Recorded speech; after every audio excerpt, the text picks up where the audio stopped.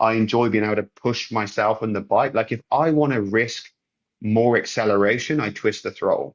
But twisting the throttle can also mean I'm going to have a fucking big crash. But I'm in control of how much risk I want to take and how much feel I have.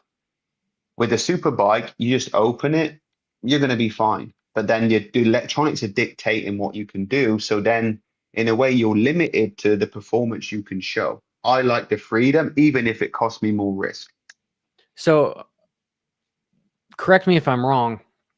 Listening to what you're saying, it sounds like World Superbike and more so MotoGP, there's more like just anti-wheelie, anti-slip, all this crazy electronics that make it to where you're almost just turning the throttle and going, and you know that bike's going to hook up.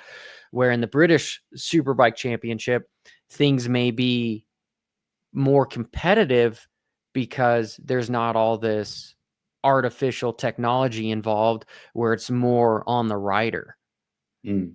So what I kind of say the past few years, again, people are probably going to disagree and hate me for this, but it's just my opinion, and I really love when people have opinions, as long as it's not just blasting me, calling me every name under the sun. But I feel It's the like, internet. The internet sucks a lot yeah, of the times. I feel like Superbike, MotoGP, it's become more bike related over rider. So I feel like, say, the bike is doing 70% of the work, the rider's doing 30.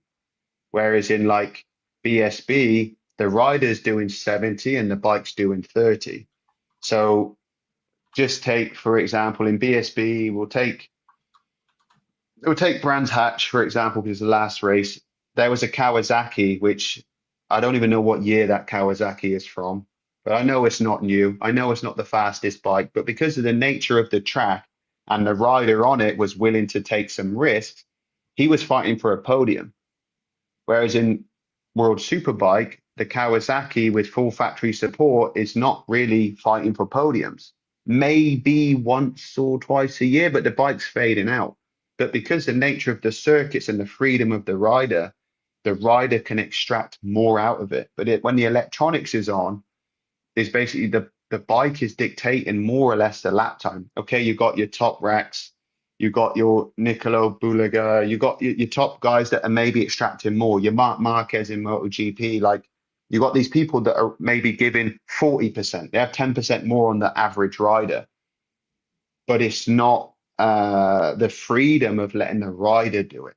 And that's why the results are very similar all the time. I mean, look at this year in MotoGP, Mark first, Alex Marquez second, maybe someone different in third. But it's because the setup is mint, the electronics is mint, the rider knows how to ride it. So there's not really too much to go wrong. Well, look at the difference BS, between Marquez. I mean to interrupt you.